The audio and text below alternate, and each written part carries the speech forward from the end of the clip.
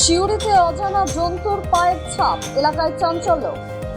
রাস্তা দিয়ে চলাকালীন পথচারীরা হঠাৎ করে অজানা জন্তুর পায়ের ছাপ দেখতে পেলেন সিউড়িতে। এই অজানা জন্তুর পায়ের ছাপ দেখা যাওয়ার কথা জানাজানি হওয়ার পরেই এলাকায় ব্যাপক চাঞ্চল্য ছড়ায়। এই পায়ের ছাপ বাঘের বলেও মনে করছেন স্থানীয় কয়েকজন। স্বাভাবিকভাবেই এই অজানা জন্তুর পায়ের ছাপ দেখতে পাওয়ার খবরে এলাকায় আতঙ্কের পরিবেশ সৃষ্টি হয়েছে। এই ঘটনার খবর পেয়ে সেখানে হাজির হয়েছেন পুলিশ এবং বন দপ্তরের আধিকারিকরা। তবে বন দপ্তরের পক্ষ থেকে দাবি করা হয়েছে, এই ছাপ দেখে বাঘের বলে মনে হচ্ছে। খুব সম্ভবত এই পায়ের ছাপটি কোনো বাঘরোল বা ওই জাতীয় কোনো জন্তুর। তারা সঠিক তথ্য জানার চেষ্টা করছেন।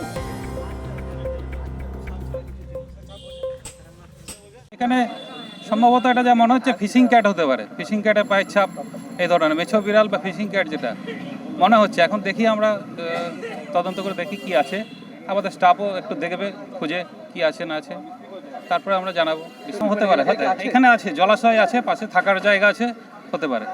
আমরা দেখি, নজরদারি রাখছি, দেখি কি করা যায়। হ্যাঁ, যদি পরবর্তী বেরোয় আমরা এটা দেখি। না বাঘ তো নয়, এটা যা ফুটপ্রিন্ট আছে এটা বাঘ নয়। আমরা একটু দেখছি, এটা আবার ফুটপ্রিন্টটা আমরা পাঠাচ্ছি দেখি ফুটপ্রিন্টটা, তবে এটা বাঘের নয়, ওই মেছো বিড়াল বা যেটা বাঘরোল বলে যেটা, সেগুলো হতে পারে। দেখি আমরা দেখে আমরা সঠিক তদন্ত করে আমরা জানাবো।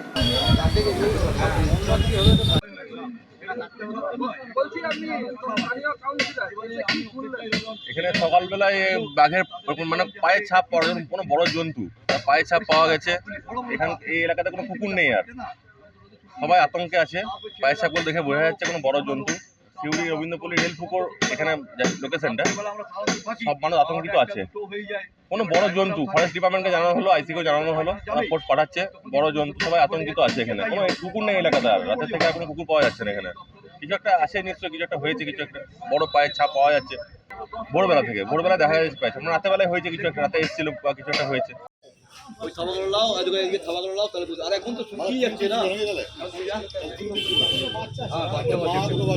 সকালবেলা যখন আসি দোকানে ঝাঁটাটা নিয়ে আমি দোকান খুলি, তার আগে ঝাঁটা দেবার চেষ্টা করি আগে সর্বদিন, প্রত্যেক দিনই।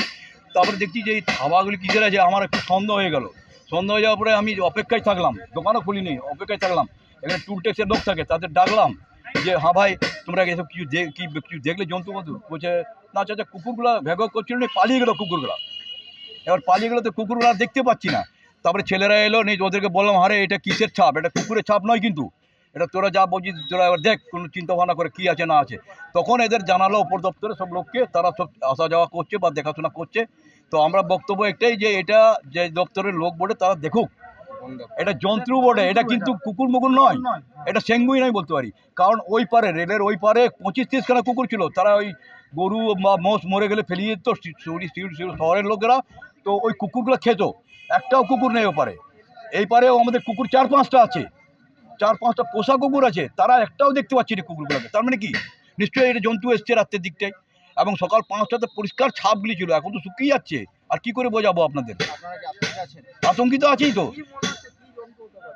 এটা আমার মনে হচ্ছে ওই হাড়বাগা লাকড়বাগা এসব শুনি তো, ওই পারে রাস্তা দিয়ে আমি যাতায়াত করি, ওই রাস্তা দিয়ে আমার ফকিরপাড়া বাড়ি যাতায়াত করি। তো আমি ওই ধরনের কিছু একটা জন্তুর বটে, যে আকর্ষণ করতেই পারে ও। ওতে আমাদের এখন আর ভয় হয়ে গেলো, এই ছাপটা দেখাতে আরও ভয়। আমাকে অনেকে বলেছে, তা আমি ভয় করতাম না ওগুলোকে, দেখি না তো ভয় কী করে করবো। এবার আজকে ছাপটা দেখে আমার ভয় হয়েছে কিন্তু। এবার আমি প্রতিদিন 5টার মধ্যে ঢুকে যাই এখানে, কিন্তু গ্যারেজে সবারই আগে ঢুকি, তারপরে টুল ট্যাক্সের লোকগুলো যায়। তো আমি দেখে আমার আতঙ্কিত হয়েছে। তো আমি ছেলেদেরকে বললাম কি, এটা তাড়াতাড়ি ভালোভাবে তদন্ত করা, যে দপ্তরের লোক হোক, তারা এসে দেখুক বা চিন্তা ভাবনা করুক।